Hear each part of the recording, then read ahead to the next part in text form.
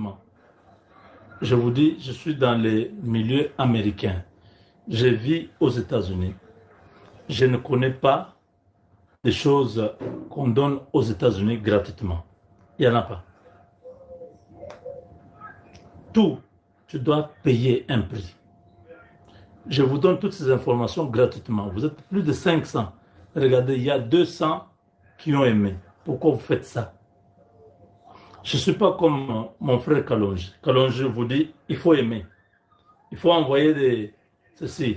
Il faut faire cela. Lui, il fait ça. Moi, je ne suis pas fort en ça. Si vous ne le faites pas, ça ne vous dérange pas que vous puissiez recevoir chaque jour l'information ou les informations gratuitement. Je ne vous demande pas l'argent. Je dis, aimez seulement. Vous avez votre téléphone, comme j'ai ce téléphone ici. Amen. Hein? Comme ce téléphone-là, comme celui-ci. Je regarde Moubéno qui est en train de parler en direct. Je regarde, mais je ne peux pas aimer la vidéo.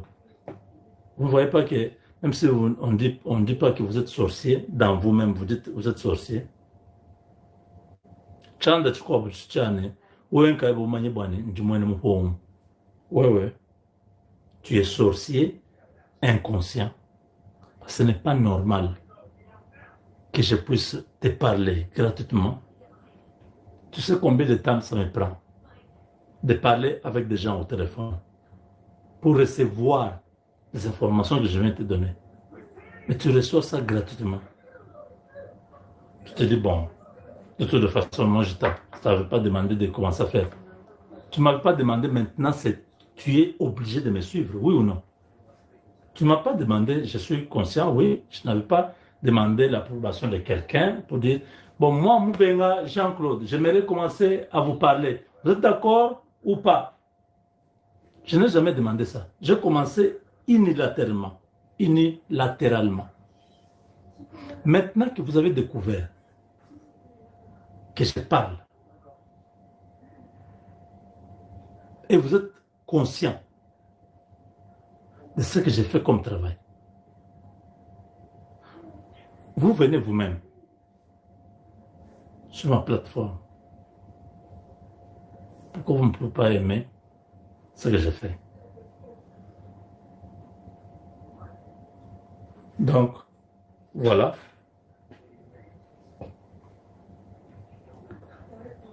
Je commence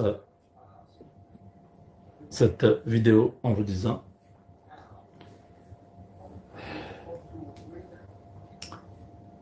le président Félix Tshisekedi était dans une réunion restreinte, un peu privée de la SADC, où on a parlé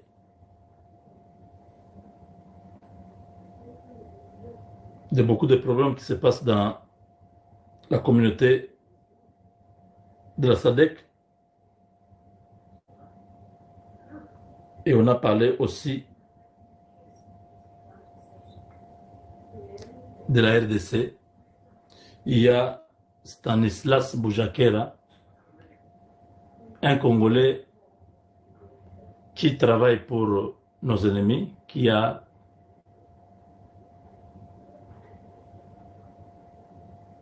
touché le cœur de beaucoup de Congolais, qui a déçu beaucoup de Congolais en disant que Félix Tshisekedi était dans cette réunion de manière apparente.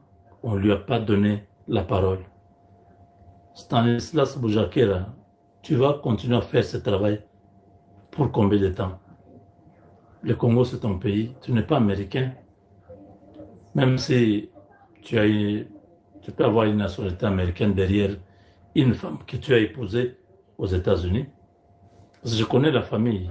C'est la famille Mbala. J'ai donné cours à 3 des enfants de cette famille-là. Même ton épouse me connaît très bien. Je ne peux pas citer son nom ici. Tu fais ça pour quelle raison?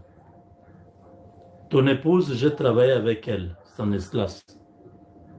Demande-la. Elle a travaillé au rental car à l'aéroport de Dallas. J'ai travaillé avec elle. toute sa famille. J'ai donné cours à 3 de ses frères et sœurs. Je connais très bien la famille. Je ne voulais pas parler de toi. Tu es un frère, tu es Kassaïen, mais tu es enrôlé dans une histoire qui va te détruire à la fin. Tu travailles pour les Rwandais, tu vas gagner quoi? Hein? Tu as un parent Kassaïen et un autre parent. Bon, je n'ai pas besoin d'aller là-dedans, mais tu continues à travailler dans le but de détruire le Congo. Tu ne gagneras pas. Parce que le problème du Congo, ce n'est pas au niveau où toi tu prends ça.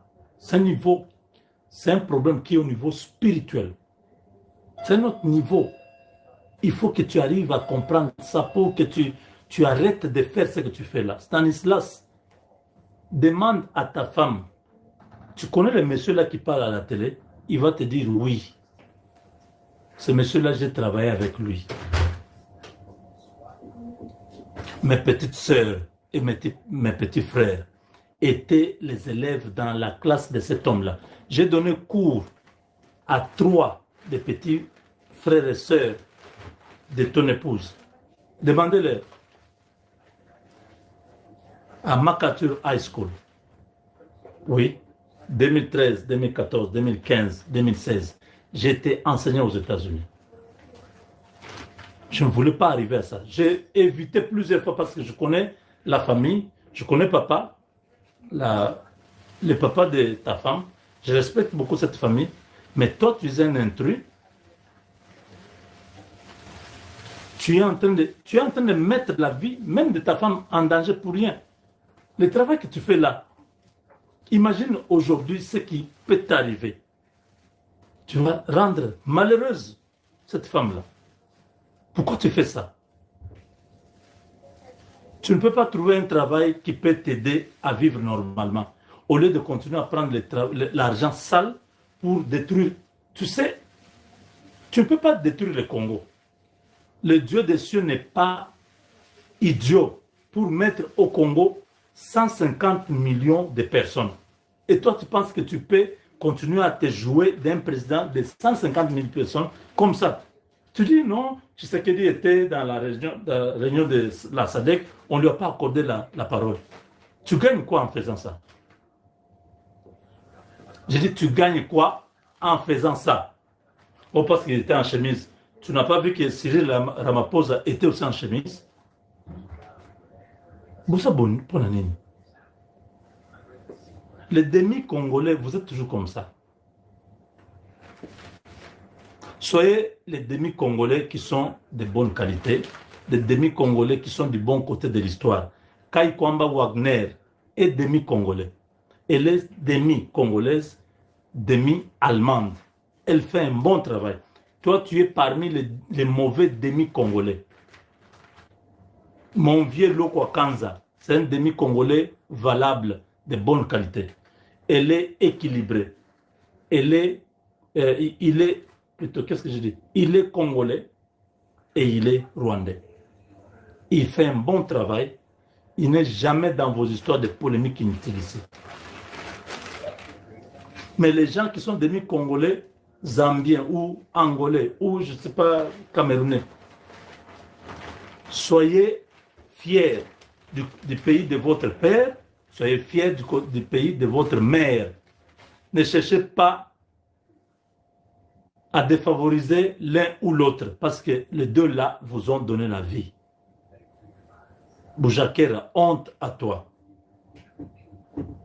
Le jour que tu me verras, je te dirai en face que tu ne fais pas un travail honorable. Tu peux avoir la vie sans détruire ton pays. Tu ne gagneras pas dans cette bataille de chercher à nuire à la RDC. Le Congo t'a donné la vie. Tu n'es pas né aux États-Unis. Tu es né au Congo. Tu t'es marié aux États-Unis pour avoir les papiers aux États-Unis. Moi, je ne suis pas marié aux États-Unis. Je me suis marié en Bujimaï. Je suis allé aux États-Unis légalement. Je suis établi depuis 15 ans. J'ai 2 masters en business administration et finance aux États-Unis. J'ai donné cours aux petits frères et petites sœurs de ton épouse. Alors, arrête de déranger les Congolais. Publie tes histoires. Si tu es journaliste, occupe-toi d'autres choses. Si tu dois parler du Congo, parler objectivement. Si tu continues à manipuler les gens de cette manière-là, nous n'allons pas te permettre de continuer à faire ça. Tous les Congolais qui sont dans le journalisme, faites des choses objectivement et défendez le Congo. Si vous devez manipuler, manipulez pour les comptes du Congo, pas pour les comptes de l'ennemi. Parce que quand l'ennemi nous manipule, il nous manipule en fonction de leur pays, pas en fonction de nous. Oui. Félix Tshisekedi s'est retrouvé à New York. L'ennemi a inventé un truc du genre, Maman Denise et la ministre de la Jeunesse ont des problèmes. Vous avez vu ça, non? C'était un mensonge, il n'y avait rien de tout ça. Ils ont fabriqué cette histoire-là. Et les Congolais qui n'aiment pas le Congo ont amplifié ça. Il n'y a rien entre Grace Coutinho et Maman Denise. Aucun problème.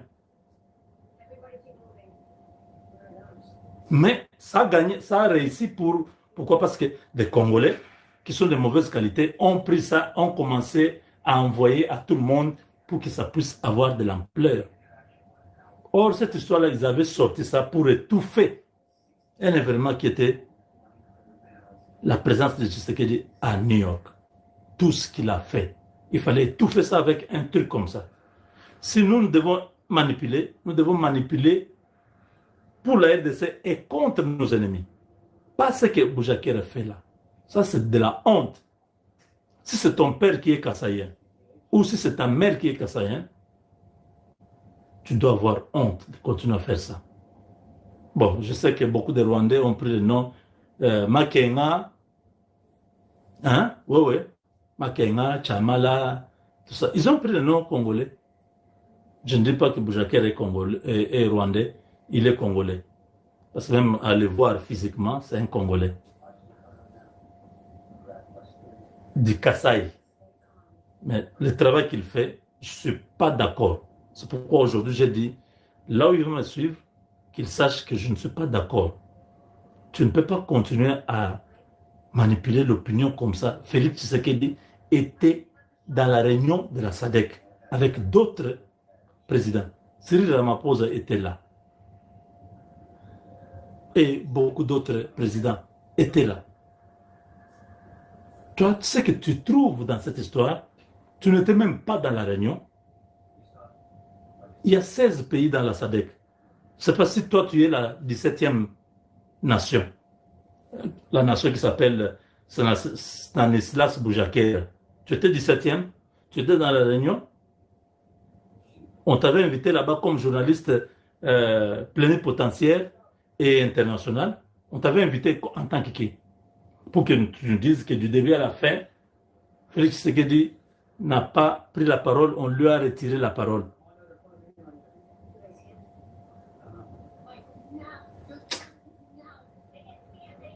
Bien ça nous ça.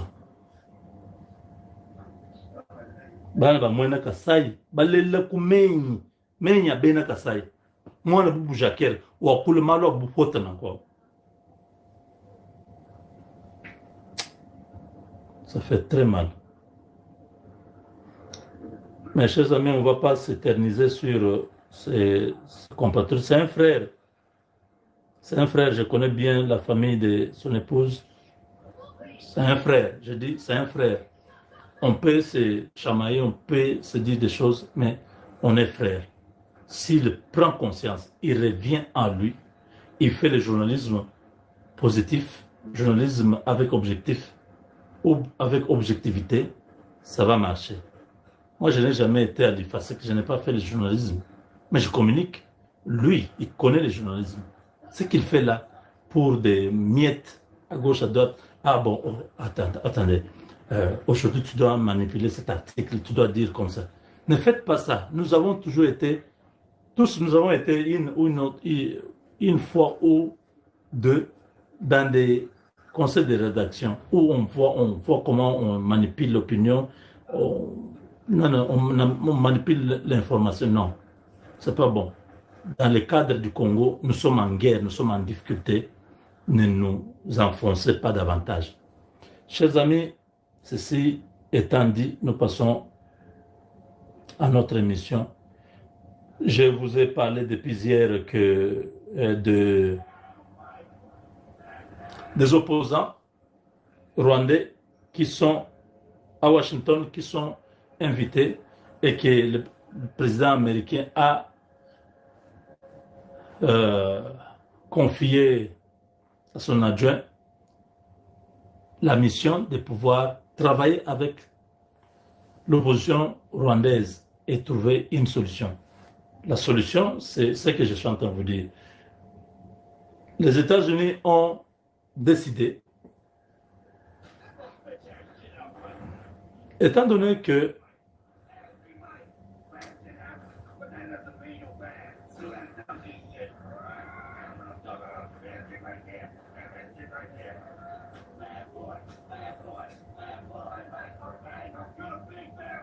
voilà, j'étais en train de dire que les Américains se sont rendus compte que Kagame a atteint le niveau de Mobutu. Mobutu était ami des Américains. Ses enfants, les Congolais Mobutu, les Manda, allaient au Texas en vacances chez Bush, dans la famille Bush. Ils étaient très bien. À un moment donné, Mobutu s'est senti que non, on ne peut jamais le toucher parce qu'il est ami aux superpuissances. Maintenant, il y a une variable ou un facteur extérieur qui vient s'ajouter dans l'équation. C'est la fin de la guerre froide avec la Russie. Le mur de Berlin est tombé. Les ambitions, les besoins sont différents. Nous allons vers la transition numérique. Les téléphones, les ordinateurs, et tout. Vous voyez, n'est-ce pas? Les minéraux qui doivent faire ça sont au Congo, à l'est du Congo. Les Américains viennent demander à Mobutu, nous voulons les minéraux et tout ça, tout ça. Mobutu dit non, je ne peux pas vous donner ça. Les Américains disent, mais attends, on a besoin de ça. Ils disent, non, non, je ne peux pas vous donner. Vous comprenez, non? On est amis depuis longtemps, on a travaillé ensemble. Alors les Américains sont allés conclure que le gars là, c'est notre ami. Il ne va jamais nous donner les minéraux. Il va continuer à considérer que c'est de la blague, on est en train de jouer, ainsi de suite. Qu'est-ce qu'on fait? On va lui faire la guerre.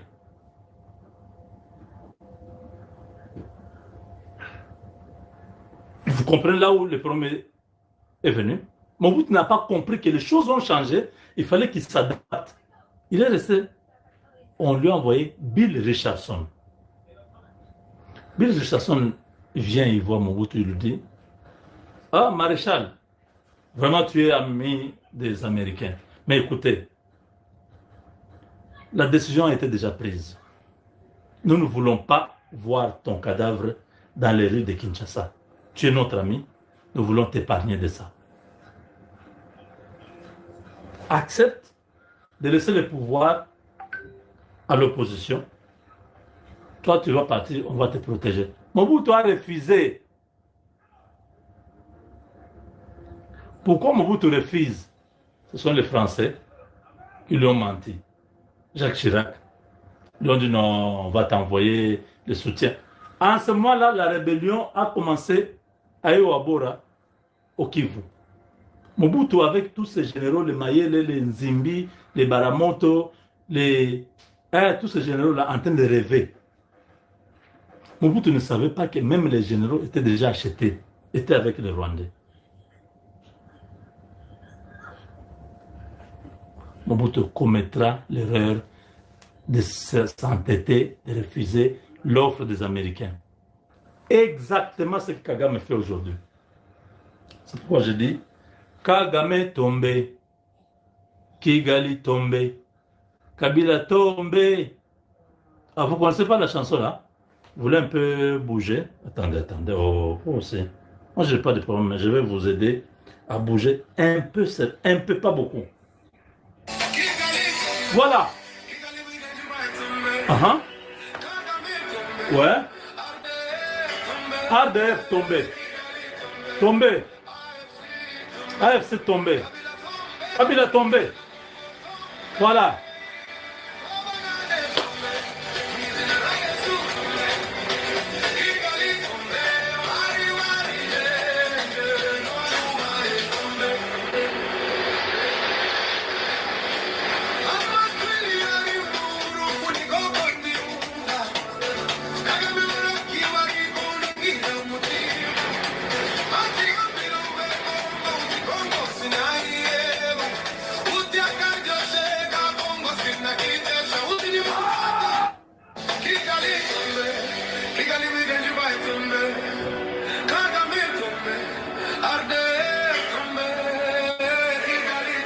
Voilà.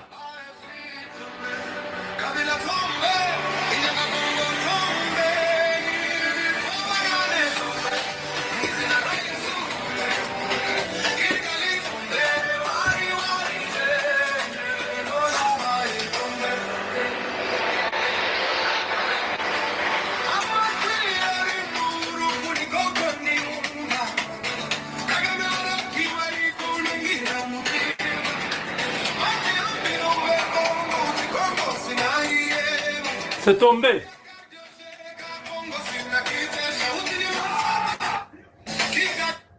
Vous avez entendu? Kigali est tombé. Et ça, c'est le plan B des Américains. Pendant que je vous parle, les Américains sont avec l'opposition rwandaise à Washington. Et pendant que je vous parle, il y a une rébellion au sud du Rwanda. On parle que ce sont des hommes de Kayumba Nyamwasa, le général. Kayumba Nyamwasa, c'était les bras droits de Kagame. Ce sont les militaires qui sont venus avec Kagame de l'Ouganda, qui ont tué Abiyarimana, qui ont pris le pouvoir. À un moment donné, Kayumba ne comprenait pas Kagame ce qu'il voulait. Il tuait beaucoup de gens au Congo. Lui-même était envoyé dans des missions bizarres. Ce n'est pas seulement James Kabarebe, il y avait aussi Kayumba. Et Kayumba a fui. Il était le responsable des renseignements militaires du Rwanda. Il a fui, il est allé en Afrique du Sud. Kagame a réussi, ils étaient à deux. Kagame a réussi à tuer un. Celui qu'on a tué en Afrique du Sud, là, il s'appelle quoi? C'est pas Fred. Fred, lui, est mort avant qu'il prenne le pouvoir. Qui peut me donner le nom de celui qui a été tué en Afrique du Sud, là? Il n'y a pas de Rwandais ici. Il y a beaucoup de Rwandais. Ah, Patrick Karegeya. Voilà. En tout cas, les Rwandais, merci beaucoup. Vous êtes nombreux ici. Hein. Je vous salue. Je sais que bientôt Kagame ne sera plus là. On sera encore de nouveau un même peuple. Parce que et les Rwandais et les Congolais sont un même peuple.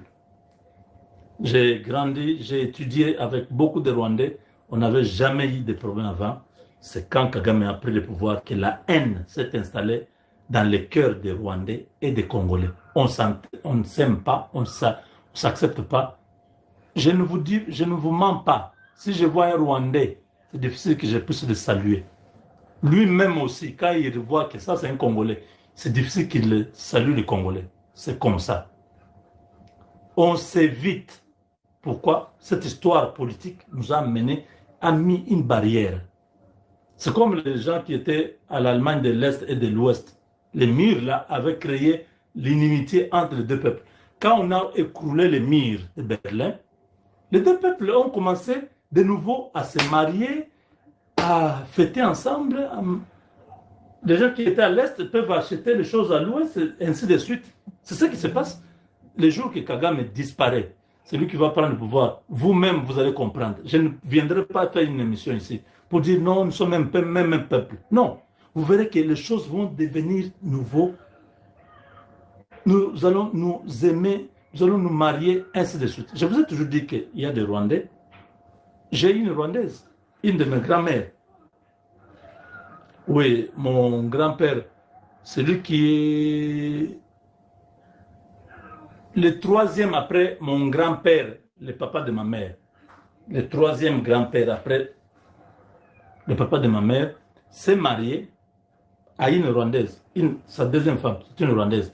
Donc j'ai des mamans Leki rwandaises. J'ai grandi avec eux. Ça n'a jamais été un problème.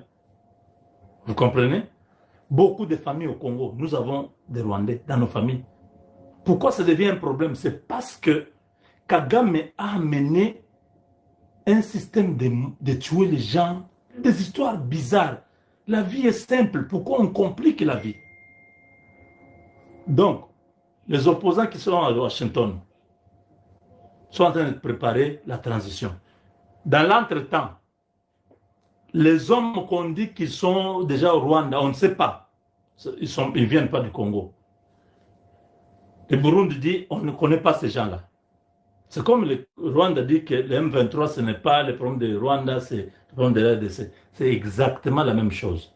Les gens-là qui sont en train de faire déjà le mouvement au Rwanda, sur le sol rwandais, ne sont pas congolais, ils ne sont pas au Burundi. Donc, vous-même, vous savez, ils viennent d'où? On ne sait pas. Vous avez compris? Bambendre. Tchimbouboué! On convoit. Loïc habite pas bien. On se retrouve pour la dernière.